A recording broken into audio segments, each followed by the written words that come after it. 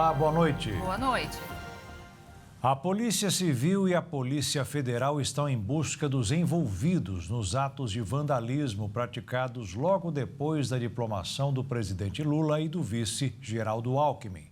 O ministro da Justiça prometeu que tudo será apurado. As polícias civil e federal buscam identificar quem são as pessoas que atearam fogo em veículos, quebraram placas e semáforos e transformaram as ruas da capital federal num verdadeiro palco de guerra na noite desta terça-feira, dia em que o presidente eleito Luiz Inácio Lula da Silva foi diplomado pelo TSE. Imagens de câmeras de segurança e outros recursos devem auxiliar as equipes de inteligência das polícias. Até agora, ninguém foi preso. A Secretaria de Segurança Pública do Distrito Federal informou em nota que, durante o confronto, a prioridade dos policiais foi atuar para dispersar os manifestantes, evitando uma escalada maior de violência. Também informou que as proximidades do hotel onde Lula está hospedado teve o policiamento reforçado. Segundo o Corpo de Bombeiros do Distrito Federal, 4 ônibus e 3 carros de passeio foram incendiados num raio de 1 quilômetro na área central de Brasília. Um dos ônibus estava em frente a uma delegacia na hora do ataque e a própria delegacia foi vandalizada. Um dos carros queimados estava num posto de gasolina localizado no setor hoteleiro. Botijões de gás também foram espalhados nos arredores do posto e foram retirados pelos próprios funcionários do local. O Corpo de Bombeiros informou que a corporação não conseguiu atuar no combate às chamas por conta da violência da manifestação. A nota do Corpo de Bombeiros informa ainda que uma viatura que tentou atender a ocorrência foi apedrejada. A Polícia Militar do DF disse que o conflito começou depois que um grupo tentou invadir a sede da Polícia Federal para resgatar um indígena preso por determinação do Supremo Tribunal Federal após pedido da Procuradoria-Geral da República. Os presidentes da Câmara e do Senado se manifestaram pelas redes sociais repudiando a violência do movimento. Arthur Lira disse que as manifestações fazem parte da democracia e que há mais de um mês, cidadãos de todo o país estão na capital federal se expressando de maneira ordeira, mas repudiou a desordem, violência e o risco à integridade física e patrimônio público e privado. Rodrigo Pacheco, presidente do Senado, definiu como absurdos os atos de vandalismo praticados por uma minoria raivosa e disse que a depredação de bens públicos e privados, assim como o bloqueio de vias, só servem para acirrar o cenário de intolerância que impregnou parte da campanha eleitoral que se encerrou. O ministro da Justiça, Anderson Torres, afirmou que nada justifica as cenas lamentáveis registradas no centro de Brasília e que tudo será devidamente apurado. Flávio Dino, o futuro ministro da Justiça, já anunciado pelo presidente eleito Luiz Inácio Lula da Silva, comentou o assunto na tarde desta quarta-feira, durante o encerramento do trabalho da equipe de transição. Afirmou que Lula não foi exposto a nenhum tipo de risco e que os envolvidos serão identificados e penalizados. E quero reconhecer que, apesar das dificuldades, o governo do Distrito Federal também atuou junto com a Polícia Federal, apesar das dificuldades. E nós temos que valorizar isto para entender que esses grupos extremistas são cada vez menores, embora cada vez mais radicalizados, porém não terão força. E aquilo que nos cabe fazer agora está sendo feito. Todas as pessoas estão sendo identificadas, todas, rigorosamente todas. Todos os inquéritos cabíveis serão feitos. Lembro que, segundo a Constituição, artigo 109, artigo 144, crimes políticos são de competência federal e nós vamos, a partir do dia 1º de janeiro, tomar as providências que não forem agora possíveis. O presidente da Câmara dos Deputados, Arthur Lira, disse hoje que a votação da proposta de emenda à Constituição, a PEC da transição, só deve ser concluída na próxima semana. Com a nova previsão, é provável que a análise do Legislativo sobre o tema só termine após uma definição do Supremo Tribunal Federal sobre a legalidade do orçamento secreto. A equipe de transição espera que o plenário da Câmara dos Deputados já comece a analisar a PEC. Já aprovado no Senado, o texto não vai passar por comissões da Câmara, após ter sido incorporado a uma outra PEC que já tramitava na casa. O presidente da Câmara, Arthur Lira, e aliados do presidente eleito Luiz Inácio Lula da Silva querem agilizar os trâmites para que a proposta comece a vigorar no início do próximo ano. Para isso, precisa entrar no orçamento de 2023, que deve ser finalizado nesta semana. Mas há um movimento de parlamentares com a intenção de frear a tramitação e fazer com que o texto seja modificado, com reduções do prazo e nos valores da PEC. O Senado aprovou a ampliação do teto de gastos em 145 bilhões de reais para bancar o incremento do Bolsa Família e garantir a continuidade de outras políticas públicas sociais. Mesmo com as divergências, aliados de Lula estimam que já há 350 votos favoráveis de deputados para passar a proposta sem modificações. Por ser uma PEC, é preciso a aprovação de 3/5 dos parlamentares. No caso da Câmara, 308 dos 513 deputados devem dar o aval ao texto em 2 turnos. E nesta terça-feira, os governadores de todo o Brasil, eleitos ou reeleitos, se reuniram no Palácio do Buriti, em Brasília, para tratar de assuntos de interesse comum aos estados. Para o Fórum Nacional de Governadores, a reforma tributária é pauta urgente e prioritária para 2023. Entre os assuntos debatidos está a redução de perdas que ocorrem com a lei complementar, que impactou diretamente com a arrecadação do Imposto de Circulação de Mercadorias e Serviços, popularmente conhecido como ICMS, sobre combustíveis, energia elétrica e serviços de comunicações. Segundo os dados apresentados pelos governadores presentes, as perdas financeiras dos estados foram altas. Em uma estimativa prévia, os governos estaduais e o Distrito Federal deixaram de arrecadar, em função da nova lei, cerca de 38 bilhões de reais apenas com o ICMS. No encontro, o Comitê Nacional de Secretários da Fazenda, Finanças, Receita ou Tributação dos Estados e do Distrito Federal apresentou 3 sugestões para mitigar essa perda. A primeira e mais aceita entre os governadores presentes foi a derrubada do veto do artigo 14 da Lei Complementar 194 de 2022. Basicamente, o artigo em debate previa que as perdas dos estados com educação e saúde devido a limitações de arrecadações de ICMS fossem compensadas pelo governo federal no patamar anterior à sanção da lei em questão. Além disso, o comitê pediu permissão para construir uma proposta de convênio nacional para redução em bloco de 10% do benefício fiscal nos estados. Já a terceira sugestão seria não alterar a lei, mas sim elaborar um estudo para identificar uma porcentagem da qual os estados podem adotar como reajuste para compensar as perdas com a lei complementar. Após a reunião presencial do Fórum Nacional de Governadores, que ocorreu no Palácio do Buriti, os chefes estaduais do Executivo informaram que já na primeira quinzena de janeiro vão se reunir com o presidente eleito Luiz Inácio Lula da Silva e com o futuro ministro da Fazenda, Fernando Haddad, para tratar com urgência da reforma tributária. Falando em nome do Fórum, a governadora do Rio Grande do Norte, Fátima Bezerra, do PT, afirmou que a reforma tributária é pauta prioritária para 2023. A petista disse que eles não querem somente simplificar os tributos.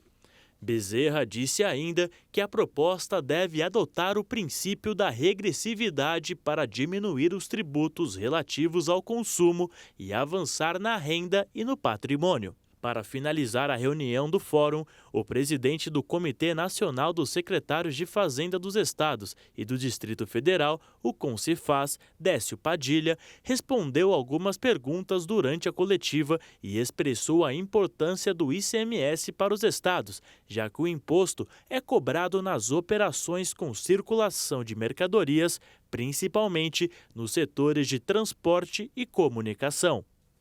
Na busca para evitar o aquecimento global, os Estados-membros da União Europeia e o Parlamento Europeu anunciaram um mecanismo inédito para obter importações industriais verdes na Europa.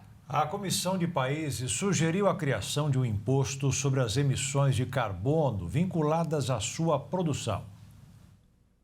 A ideia já vinha sendo discutida na União Europeia desde a década de 90 e a decisão está sendo classificada como revolucionária. O imposto será oficialmente chamado de Mecanismo de Ajuste ao Carbono nas Fronteiras e será aplicado às importações de ferro, aço, cimento, alumínio, fertilizantes e também à eletricidade e ao hidrogênio, além de algumas mercadorias como parafusos e porcas. Na Europa, o sistema de cotas de emissões de carbono estabelece que as empresas paguem por direitos de poluição, ou seja, as empresas já pagam uma taxa para poluir, porém não passa perto de ser realmente relativa o fator poluição versus pagamento. Mas agora, para a importação aos países do bloco, também será necessário pagar pelo carbono emitido, comprando um certificado de emissão para se alinhar ao preço das licenças correspondentes no bloco econômico. Segundo a Comissão de Meio Ambiente do Parlamento Europeu, a medida diminuirá a incitação à transferência das fábricas europeias para outros países, já que o mecanismo deverá equiparar os preços dos produtos importados aos dos europeus. Outro avanço significativo nas negociações é que o valor adquirido com esse imposto será diretamente enviado aos cofres da União Europeia. A previsão é que o imposto gere cerca de 14 bilhões de euros, cerca de 78 bilhões de reais em receitas. A medida entrará em vigor a partir do dia 1º de outubro de 2023, com um período de transição. A data definitiva para a aplicação do imposto será decidida neste fim de semana, enquanto as negociações sobre uma reforma mais abrangente do mercado de carbono na Europa continuam. O presidente diplomado Luiz Inácio Lula da Silva foi hoje ao encerramento dos trabalhos dos grupos temáticos da equipe de transição. Ouviu os relatos e fez anúncios de alguns integrantes do futuro governo. Aloysio Mercadante será o presidente do BNDES, Banco Nacional do Desenvolvimento Econômico e Social. A informação foi divulgada pelo presidente eleito Luiz Inácio Lula da Silva nesta quarta-feira, que também afirmou que as privatizações serão cessadas no Brasil nos próximos 4 anos. Quem quiser vir para cá, venha. Tem trabalho, tem as coisas para vocês irem fazer, tem projeto novo para investimento, mas não venham aqui para comprar nossas despesas públicas, porque elas não estão à venda. Lula também afirmou que vai trabalhar para que o Brasil retome o protagonismo nas negociações internacionais e fará visitas aos países parceiros logo no começo do ano. Eu vou começar a viajar logo que eu tomo posse, porque é preciso de verdade recuperar o prestígio que o Brasil tinha nos Estados Unidos, na China, na Alemanha, na França, na Argentina, em qualquer parte do mundo. E quem quiser ganhar dinheiro, venha para esse país, investir o seu dinheiro, porque o Brasil tem espaço para todo mundo. As declarações de Lula foram feitas na tarde desta quarta-feira, durante o encerramento dos trabalhos dos 32 grupos temáticos da equipe de transição. Os relatórios apresentam um diagnóstico completo de cada área com as prioridades para os 100 primeiros dias de governo. Aloysio Mercadante, que é coordenador dos grupos temáticos, disse que apenas as sugestões de medidas a serem revogadas compõem 23 páginas dos relatórios. Mercadante afirmou ainda que, com o trabalho dos grupos temáticos, foi possível elaborar a PEC da transição, com propostas de recomposição orçamentária para o próximo ano e também para o atual governo. Pegamos uma situação muito difícil e o diagnóstico é muito preciso, porque vai em cada programa o que está faltando, quais são as urgências, quais são os contratos que precisam ser renovados, qual é a estimativa de orçamento. Foi esse trabalho que organizou a PEC do Bolsa Família. Ali estão todos os valores necessários, o mínimo para manter os serviços públicos essenciais e o investimento para a retomada do crescimento. Foi lá entregue ao Congresso Nacional e tenho certeza que quem viu por dentro o que nós vimos sabe que essa PEC é indispensável ao país e que nós temos que pagar um Bolsa Família de R$ 600 já em janeiro. Espero que a Câmara dos Deputados vote o mais rápido, assim como fez o Senado, que é muito importante para o futuro desse país. Não é uma questão de governo, é uma questão de Estado. E é essa PEC que vai ajudar a fechar esse ano, porque não tem previsão de receita para cobrir os buracos que nós estamos encontrando em cada pedaço. O coordenador dos grupos temáticos da equipe de transição também afirmou que os relatórios entregues apresentam uma nova composição da esplanada dos ministérios. Nós conseguimos desenhar uma nova estrutura de governo sem aumentar as despesas com cargo e estrutura, racionalizando, compartilhando estruturas afins, para que a gente possa ter mais eficácia do governo, com menos recursos, fazer mais com a mesma condição que nós tínhamos antes na estrutura administrativa. O Ministério da Cultura, que virou secretaria no governo de Bolsonaro, deverá ser recriado e terá como ministra a cantora baiana Margareth Menezes. Após a divulgação de inflação menor que a esperada nos Estados Unidos e a indicação de Aloysio Mercadante para chefiar o BNDES no próximo governo, o dólar fechou em leve alta nesta terça-feira de 0,05%, cotado em R$ 5,31 na venda. E a Bolsa de Valores fechou em queda de 1,71% aos 103.539 pontos. Uma pesquisa da Confederação Nacional dos Dirigentes Lojistas revelou que o amigo secreto, ou oculto, né, Beatriz, como alguns gostam de dizer, deste ano, deverá movimentar 6 bilhões e 700 milhões de reais. O presente da maioria ficará na faixa de R$ 100 e R$ 200. E tanto faz se é grupo de família ou colegas de trabalho. Nada de exageros. Eles estipularam um valor de a partir de R$50, tá? Mas acho que eu vou dar um presente de 100 conto para um camarada meu que eu tirei lá. Mas vai ser 100 conto o presente que eu vou dar para ele. E você acha que com R$100 vai comprar um presente bacana? Hoje em dia, né, tá preço tudo alto, mas acho que vai dar para comprar uma blusa, uma camisa que ele pediu lá. E você, o que você quer receber nesse amigo secreto? Eu não quero receber nada muito elevado, né? O preço é elevado, mas uma camisa tá bom também. Uma camisa legal para tirar uma onda no final de semana. E quanto a senhora pretende gastar no amigo secreto? Uns R$100. E você acha que com R$100 dá para comprar alguma coisa legal? Dá. Mesmo com o preço do jeito que tá, as coisas muito caras? Sim, porque a gente estabeleceu um limite, né? E esse é o limite, R$100. E o que a senhora vai dar no seu amigo secreto? Olha, eu vou comprar um chinelo, que foi o que minha amiga pediu, né? E o que você pediu no amigo secreto? Eu pedi um item para casa. Que tipo de item para casa? Na verdade, uma capa para o sofá. Valor mínimo, acho que uns R$100, aí valor máximo vai do bolso de cada um. E você acha que com a situação que a gente tá, um presente de R$100, dá para comprar uma coisa legal? Dá. O que você gostaria de receber? Chocolate, maquiagem. Hoje, com a situação de hoje, acho que R$50 tá bom. R$50 você acha que tá ok? E dá para comprar alguma coisa com R$50? Sinceramente não, porque eu acabei de comprar uma calça pro meu filho, custou R$150, né? Se fosse pro amigo secreto, já não daria, mas não sei. E se você pudesse participar do amigo secreto, o que você gostaria de presentear ou receber? Eu não sei. Quando eu participava, eu sempre pedia a camisa do Corinthians, assim não havia dúvida, e no presente não me importava que fosse de camelô ou né, da oficial. Mas até ganhei uma oficial e foi um ótimo presente. Dependendo da pessoa que você gosta, 200, 250, vale a pena. E o que o senhor gosta de presentear as pessoas no amigo secreto?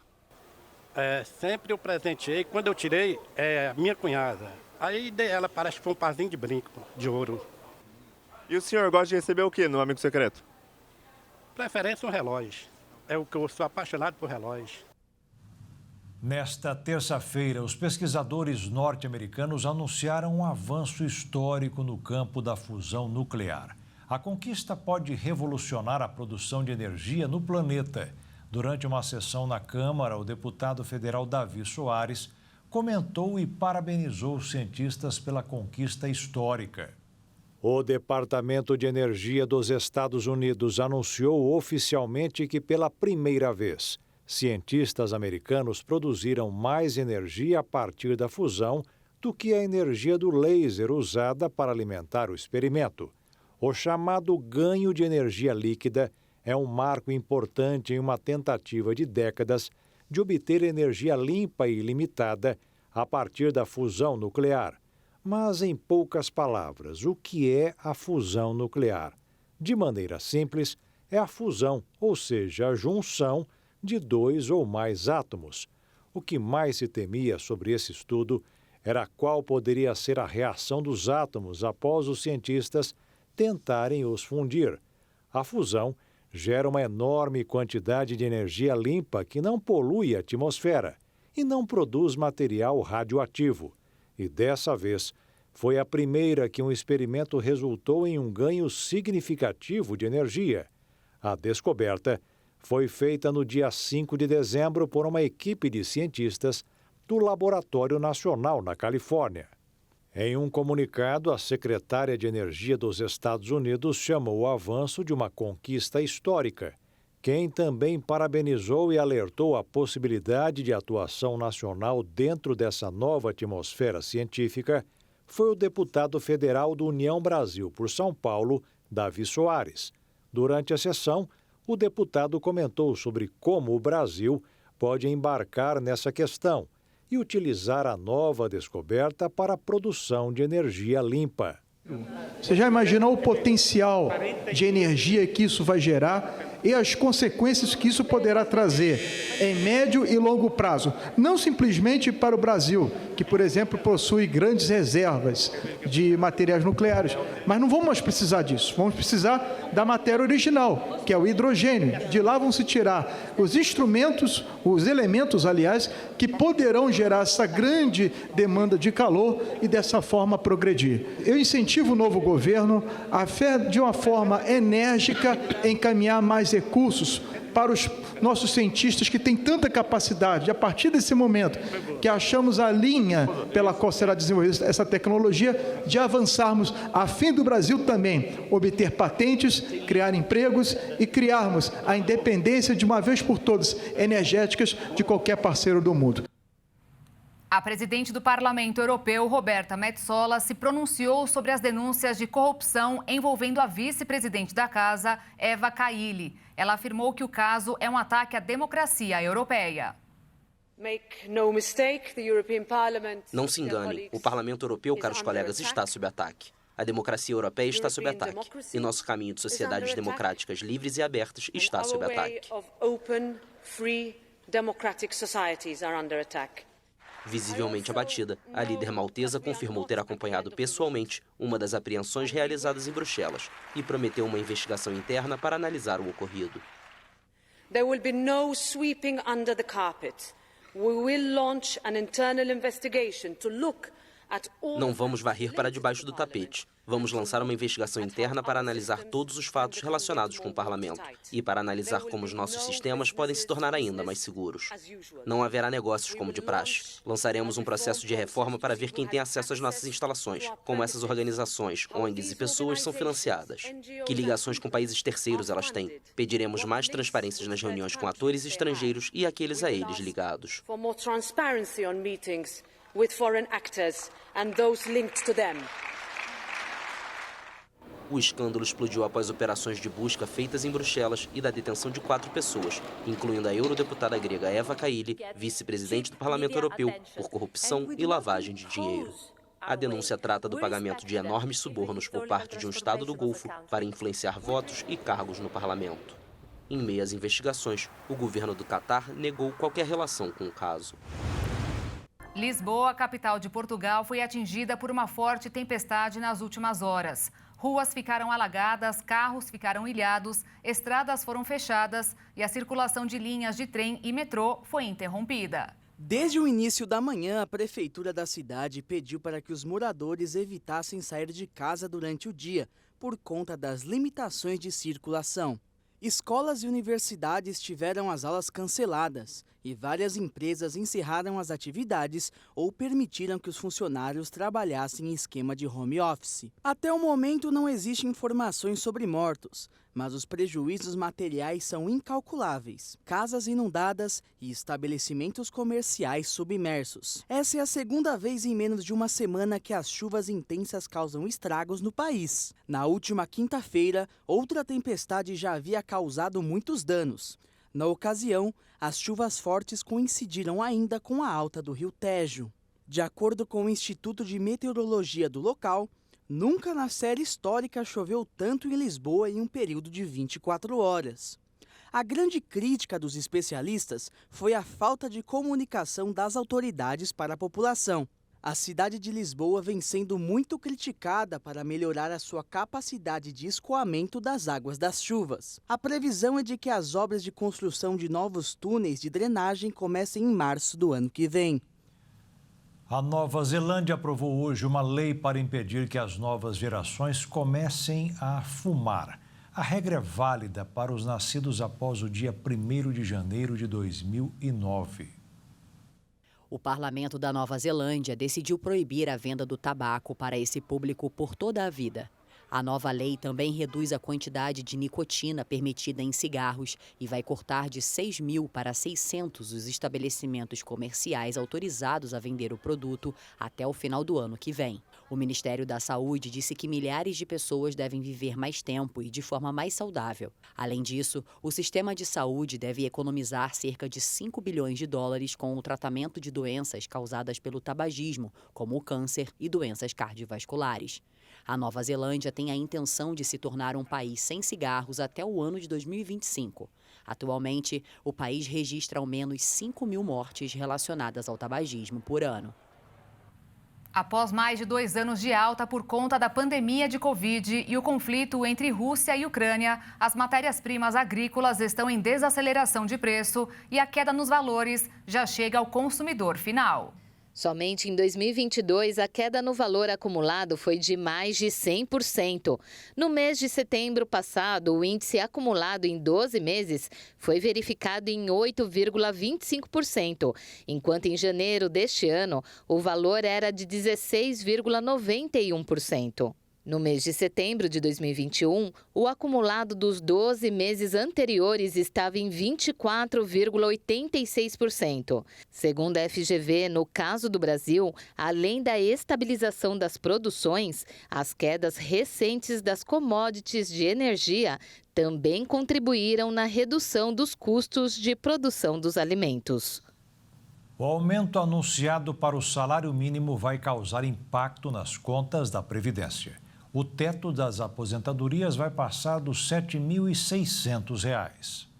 Com o aumento estabelecido, o salário mínimo subirá dos atuais R$ 1.212 para R$ 1.302 em 2023. Já o teto do INSS, que é o valor máximo que o trabalhador pode receber de aposentadoria, saltará dos atuais R$ 7.087,22 para R$ 7.613,50, uma alta de R$ 526,28. Para aqueles que recebem remuneração mensal de um salário mínimo e meio, o novo salário subirá R$ 135 para R$ 1.953. Ao conceder um reajuste do salário mínimo acima da variação do índice de preços, o governo federal gastará mais. Isso porque os benefícios previdenciários não podem ser menores que o piso da remuneração recebida em território nacional. Os cálculos mostram que cada real no salário mínimo implica em despesa extra superior a 350 milhões de reais nos cofres públicos. Segundo estimativas do DIEESE, o Departamento Intersindical de Estatística e Estudos Socioeconômicos, o salário mínimo é a base da remuneração de 50 milhões de trabalhadores e beneficiários do INSS. Após recorde em setembro, os serviços registraram queda em 22 estados no mês de outubro, segundo o IBGE. O O setor de serviços registrou recuo de 0,6% na passagem de setembro para outubro. De acordo com o IBGE, com o resultado do mês, o setor interrompeu a sequência de 5 resultados positivos desde maio, quando acumulou ganho de 4,5%. O setor ainda está 10,5% acima do nível pré-pandemia. O acumulado de janeiro a outubro chegou a 8,7%. Em 12 meses, 9%. 3 das 5 atividades investigadas pelo IBGE acompanharam a queda da taxa total, transportes, serviços administrativos e complementares e dos prestados às famílias. Os outros serviços e informação e comunicação ficaram no azul em outubro. Em outubro, 22 das 27 unidades da federação tiveram baixas. Os impactos mais importantes vieram do Rio de Janeiro, Pernambuco, Rio Grande do Sul e Santa Catarina. Já São Paulo exerceu a principal contribuição positiva no mês, seguido por Mato Grosso. O valor do aluguel residencial subiu no mês de novembro. O acumulado do ano ficou 3 vezes acima do valor da inflação. Os novos contratos de aluguéis residenciais ficaram em média 0,79% mais caros em novembro em relação a outubro. Segundo o índice Fipesap+, a alta foi quase o dobro da registrada pelo Índice Nacional de Preços ao Consumidor Amplo, considerando a inflação oficial do país, que avançou 0,41% no mesmo período. O Fipesap acompanha o preço médio de locação de apartamentos prontos em 25 cidades brasileiras, com base em anúncios veiculados na internet. Entre as capitais, os maiores avanços do mês foram em Porto Alegre, Curitiba, Goiânia e Salvador. Entre todas as cidades, São José, em Santa Catarina, lidera o ranking geral com um aumento de 5,55% em novembro. Na sequência, aparecem Barueri, em São Paulo, e Praia Grande, também em São Paulo. No balanço parcial de 2022, a alta acumulada avançou 15,53% de janeiro a novembro, 3 vezes acima da inflação no período de 5,13%. Também neste recorte, todas as 25 cidades apresentam aumento nominal. Entre as capitais, os maiores avanços do ano foram em Florianópolis, Goiânia, Curitiba e Fortaleza. A cidade catarinense de São José também lidera a lista entre as cidades, com um aumento de 39,29% em 2022. O Ministério da Agricultura, Pecuária e Abastecimento interceptou 49 toneladas de uvas passas no Paraná e Rio Grande do Sul, que seriam usadas para a fabricação de panetones e venda ao consumidor. Foi verificada a presença de uma substância produzida por fungo acima do limite permitido. A fiscalização do órgão constatou que uma das cargas, que seriam processadas em São Paulo, apresentava 4 vezes o limite máximo permitido para a substância, chamada de ocratoxina A, uma substância produzida por alguns tipos de fungos que, em condições mais adequadas, pode estar presente em produtos alimentares como cereais, frutos secos, café, cacau, uvas e processados. Segundo a fiscalização da qualidade vegetal, o produto havia se tornado tóxico e podia causar danos à saúde. O Ministério segue atento para assegurar produtos de qualidade na mesa do consumidor brasileiro, principalmente nesta época de festas de fim de ano. Uma pesquisa da Fiocruz mostrou que a confiança na ciência e nas vacinas caiu entre os brasileiros. Mesmo com a queda, a maioria da população diz confiar na ciência e no papel dos imunizantes. Um dos principais pontos da pesquisa foi a diferença mostrada em cada região. Em um panorama geral, aproximadamente 30% dos brasileiros disseram confiar pouco ou não confiar na ciência. Já na região centro-oeste, 43% da população tem essa opinião. Números que caem para menos de 30% nas regiões sul, sudeste e norte. Em relação às vacinas, quase 90% dos entrevistados concordaram que elas são importantes para proteger a saúde pública. Embora 1/4 dos entrevistados acredite que as empresas farmacêuticas escondem os perigos dos imunizantes e que quase metade deles afirmam que os efeitos colaterais são um risco. Quando foram perguntados de forma específica sobre a Covid-19, 73% afirmaram que as vacinas ajudam a acabar com a pandemia. No entanto, aproximadamente 13% não pretende tomar a dose de reforço. Para chegar aos resultados, foram realizadas entrevistas domiciliares pessoais individuais, com 2.069 pessoas, com 16 anos ou mais, no período de agosto a outubro deste ano. No Brasil, pouco mais de 50% do volume de esgoto é efetivamente tratado, de acordo com dados sobre a prestação dos serviços de saneamento básico no país, apresentados pelo Ministério do Desenvolvimento Regional. Veja esse e outros destaques em um giro de notícias pelo Brasil e o mundo. Segundo o documento, apesar da média baixa, nas cidades a abrangência da coleta de dados referentes ao esgotamento sanitário cresceu. O atendimento por redes de esgotos alcançou em 2021 um total de 114 milhões e 800 mil habitantes de cidades. 2 milhões e 400 mil novos habitantes atendidos em comparação com 2020. A abrangência de coleta de dados referentes ao esgotamento sanitário correspondeu a 4.774 municípios com a representação de população urbana de 174 milhões e 900 mil habitantes. Após mais de 2 anos de alta por conta da pandemia de Covid e o conflito entre Rússia e Ucrânia, os produtos agrícolas estão em desaceleração de preço e a queda nos valores já chega ao consumidor final. O recuo nas commodities foi captada no Índice Geral de Preços de Mercado da Fundação Getúlio Vargas. Somente este ano, a queda no valor acumulado foi de mais de 100%. No mês de setembro, o índice acumulado em 12 meses foi verificado em 8,25%, enquanto em janeiro, o valor acumulado era de 16,91%. Cerca de 214 mil pessoas vivem atualmente em situação de fome na Somália, número que poderá passar para 727 mil até meados do próximo ano, de acordo com o Gabinete das Nações Unidas para a Coordenação dos Assuntos Humanitários. O último relatório do IPC sobre a Somália não leva a uma declaração de fome nesta fase, em grande parte devido à resposta das organizações humanitárias e das comunidades locais. As respostas encontradas são insuficientes, uma vez que as pessoas continuam a morrer de fome. A situação pode piorar já em abril do ano que vem, se a assistência não for intensificada. A Rússia rejeitou nesta terça-feira uma proposta de paz em 3 etapas do presidente ucraniano Volodymyr Zelensky, dizendo que Kiev precisa aceitar novas realidades e que o progresso não seria possível sem levar em conta essas realidades, incluindo a captura de territórios da Ucrânia pela Rússia.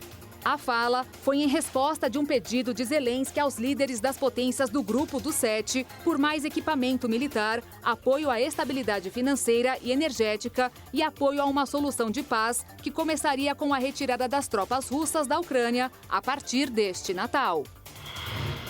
O Congresso do Chile chegou a um acordo para realizar um novo processo constitucional para redigir um projeto de uma Carta Magna. O novo acordo foi necessário depois que 62% dos eleitores rejeitaram em setembro a proposta de nova Constituição que buscava substituir a atual, herdada da ditadura de Augusto Pinochet. Segundo o texto chamado Acordo pelo Chile, vai haver um conselho constitucional composto por 50 pessoas que vão discutir e aprovar uma proposta. Eles serão eleitos em uma votação obrigatória, realizada em abril do ano que vem, e o grupo terá o mesmo número de homens e mulheres. A Autoridade de Antiguidades de Israel exibiu um tesouro raro de 15 moedas de prata que datam do reinado do rei Seleucida Antíoco IV, que reinou na preparação para a revolta dos Macabeus há quase 2.200 anos. As moedas foram descobertas em um local de escavação de uma reserva natural com vista para o Mar Morto. Segundo arqueólogos do IAA, um refugiado provavelmente escondeu a caixa de madeira na caverna de Murabad antes de pretender voltar para buscar seu dinheiro após a revolta. Os hospitais chineses estão enfrentando dificuldades para lidar com a alta de casos de Covid após diversas flexibilizações nas regras de distanciamento social. Segundo o documento, apesar da média baixa, nas cidades a abrangência Desde a semana passada, após uma determinação do governo, o esquema de testes em massa foi encerrado e algumas pessoas infectadas passaram a realizar quarentena em casa. Essa prática acarretou um aumento no número de pessoas infectadas pelo vírus. Sinais que já refletiram nos hospitais, que, por necessidade, aumentaram o horário de trabalho de seus funcionários e já começaram a sentir sinais de uma nova onda de Covid no país. Na cidade de Pequim, por exemplo, um médico disse que 20% dos profissionais do local estavam afastados devido às suas próprias infecções ou devido a contato próximos com pacientes infectados, deixando o resto da equipe com uma carga de trabalho pesada. Outro médico da cidade de Guangzhou disse que o hospital está com falta de funcionários, já que mais de 200 pessoas foram enviadas para hospitais de quarentena improvisados. Segundo especialistas, o novo pico de infecções deve acontecer entre fevereiro e março. Essa nova onda de contaminação afetaria aproximadamente 60% da população, o que colocaria pressão sem precedentes nas salas de emergência e unidades de terapia intensiva de todo o país. Em algumas cidades, a nova onda de casos já começou. Na região de Wuhan, por exemplo, as autoridades publicaram uma lista de clínicas para tratamento da Covid-19 no primeiro dia desse mês. Mas algumas delas já fecharam até as portas e não recebem mais ninguém, por conta do aumento de casos de pacientes e funcionários infectados. E amanhã será decidida a segunda vaga do Mundial. A França enfrenta o Marrocos, a grande surpresa desta Copa e que nunca chegou tão longe. Aliás, é um feito inédito para o continente africano. A Mata Atlântica, bioma que já preencheu boa parte da costa brasileira e ainda se estende por Paraguai e Argentina, é uma das 10 referências mundiais em restauração. Um dos principais ecossistemas do mundo ganhou reconhecimento pelo Programa das Nações Unidas para o Meio Ambiente e pela Organização das Nações Unidas para a Alimentação e Agricultura. O anúncio sobre o reconhecimento da ONU sobre a Mata Atlântica veio durante a COP15, a Conferência da Biodiversidade da ONU, que até o próximo dia 19 visa concluir o próximo acordo global sobre o tema. O assunto é prioritário para a Agenda das Nações Unidas, que definiu o período de 2021 a 2030 como a década da restauração. Com o reconhecimento, o bioma ganha prioridade da ONU para receber financiamento e apoio técnico para a restauração.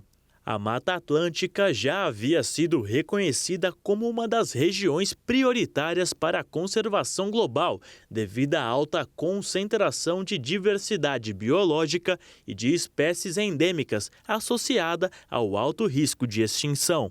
Cerca de 700 mil hectares já foram restaurados na Mata Atlântica e o objetivo do Pacto pela Restauração da Mata é chegar a 1 milhão de hectares em 2030 e 15 milhões em 2050.